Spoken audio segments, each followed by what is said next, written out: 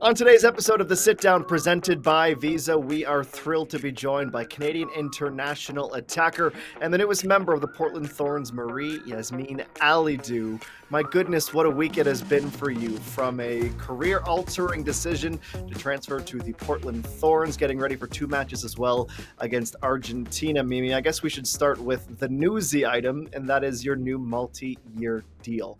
What are some of the factors that went into that decision to come back across the Atlantic and sign with the Portland Thorns?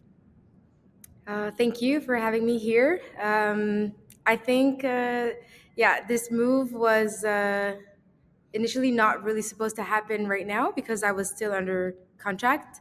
But over the past weeks, I kind of had to make a decision because the deadline of the NWSL was coming fast, and I think I saw myself starting right away in the NWSL. I also didn't want to wait longer. I think it's a really competitive league, and I'm looking for that to bring my skills to the next level. Also, playing in this league, so I think I'm really happy with this move. Yeah.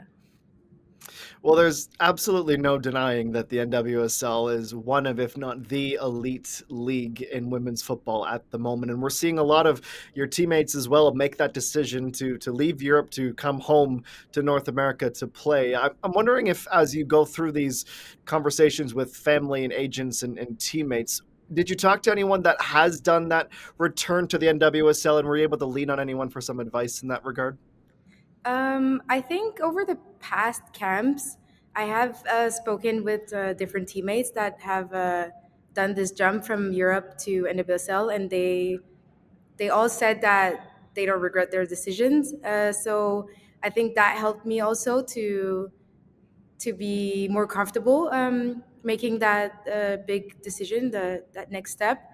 I also, spoke for sure with my agents, the coaches, and stuff. So I think it was a pretty, I don't want to say easy decision, but I think it was anticipated that I was going to make that step. Yeah. Well, a colleague of mine here, Mimi at One Soccer, Jordan Wilson, always says, as a player, you want to leave on a high note. Leave your club wanting more from you, and I think you and Chloe both did that at Benfica. Just an incredible set of seasons for the pair of you. I'm wondering why you think the fit worked so well. I know it's easy to lump you in with Chloe because you both performed so exceptionally, but everyone's different. But what made it really click for you and really to be able to take over Portuguese football? I think the style of play, because I'm a player that likes to combine with teammates that are close to me on the field. So I like the tiki taka football. So I think just that European, that Portuguese kind of football, I clicked right away with it, and it didn't take me so long to adjust to how they played over there. So I think that also helped me be successful in the environment. Just that it was initially something that I had in my skills, just to play combined football, passes, short passes, long passes, run. So I think it that definitely helped me that it was that style of football because I have that style.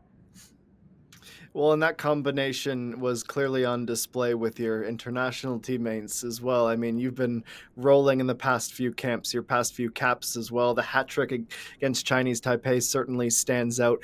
I'm wondering just what your confidence level is right now. Every time you pull on that Canadian shirt, you've clearly earned the confidence, the trust of your teammates, your coaches, and it looks like you're playing free out there.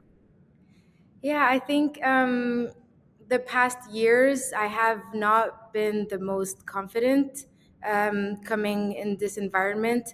I always knew what I was able to bring to the team, but I was never really given the chance to even show that. So I like slowly by slowly, I know I always had the trust of my teammates here, no matter what, these past years. So coming into this environment recently, I've been able to just bring myself up and be like, hey, you're good at soccer. you're gonna go prove that you can do this. So I think yeah, especially recently, I've been happy playing here and performing, and also just helping the team.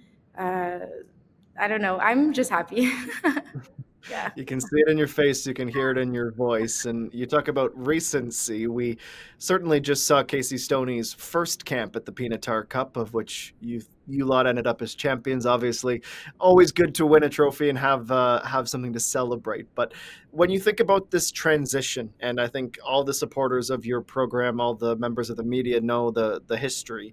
But as you are in the present and look to the future, working under Casey Stoney. What have you learned so far? How have you found that experience under the new gaffer? I think ever since she arrived, I think I've felt um, a little bit more free.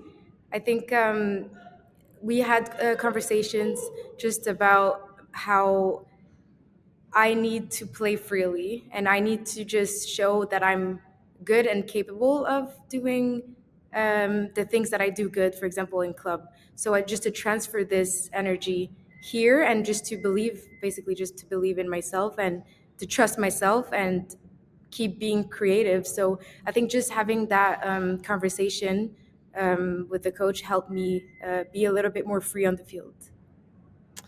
When you have those conversations, excuse me, and you feel that security, that belief, that trust, does that give you even more of the self-belief that not only can you be a part of this group, but if you keep working hard and the team keeps progressing, that you could really be an important piece of this group? Because you come in, and I hate the word late bloomer, but it's almost like you're starting this chapter of international football anew, maybe a little bit later than an Olivia Smith, for example, but you're still in that prime part of your career where you can make an impact on this team. Yeah, I think so. Everyone has like different paths. I feel like I kind of peaked later in my career, and I also think that now I'm more mature in football and what I can bring to a team and how I can help a team. I played in various teams in Europe, and also the background that I have in football. I think now I'm more mature and ready um, to experience this at the highest level, playing for the national team. So I think with all the baggage that I have, um, it's definitely kind of helping me be at the best here. Um, yeah, I think late bloomer. That's funny, but I yeah, it's true. It's true. I think I don't want to say that.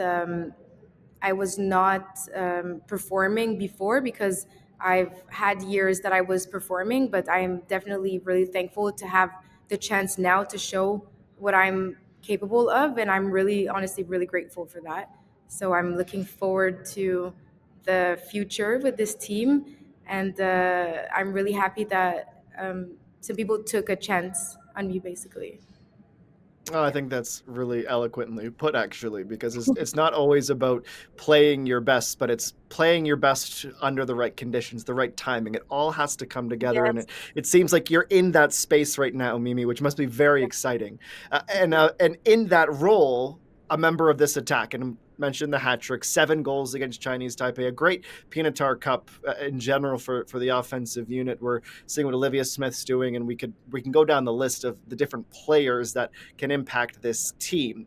I know under Casey Stoney, there's a different philosophy. The tactics feel a little bit different than perhaps in regimes in the past. But the one thing that everyone, supporters, I'm sure you as the players, coaches, etc., are screaming for is attack, goals, offense, which is your bread and butter. So how do you as a group execute that plan, unlock your ability to score more goals and keep up that pace that you set in January? I think, yeah, so the goal for us is to be scoring more goals, right? We know we are a team that is really good defensively, but we've shown in the past that um, well, other countries might think that we are not like an attacking threat, but I actually we can be, and I think right now we are. And so I think honestly is just trusting ourselves when we go in the final third, and to actually just um, take a breath before completing an action, and just have composure. A lot of times, I'm just going to speak for myself, but a lot of times if I'm not composed in front of net, it's not going in. So I feel like just having the trust in ourselves, and in our teammates, what they're capable of as well. For example, if I don't have a good angle to shoot, I am going to pass to the one that has a good angle to get a goal, because ultimately that's what we want. We want to be scoring goals as a team. So I think it's just that understanding in the last third. It might not be you that's on, but someone else will be for sure. So yeah, we're building this right now under the new coach, and I think it's exciting to see that we want to play a more attacking style.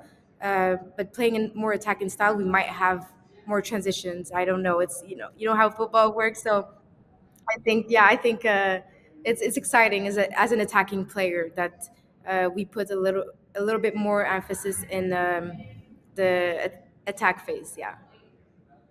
Well, lastly, for you, we can feel the excitement and we can hear the excitement in your voice, and we'll hopefully see the excitement twice against Argentina right here on One Soccer coming up in the next few days or so.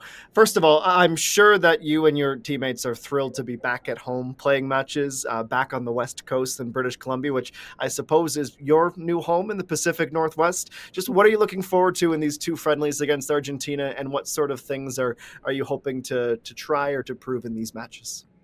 I'm definitely looking forward to play on home soil. Um, I think it's always an opportunity to just have all of our fans just come to the game. It's close to their homes. Probably some people are flying from the East Coast to the West Coast, and I Yeah. think it's amazing. It's just that excitement to play in your home country. I'm really excited. I think everyone should come see us play. A fantastic interview and a free promo for us. We're just going to clip that and put that out on social media. Mimi Alidou on the sit down presented by Visa. We thank you for your time, and we cannot wait to see you back on the pitch here on One Soccer. Thank you. Thank you.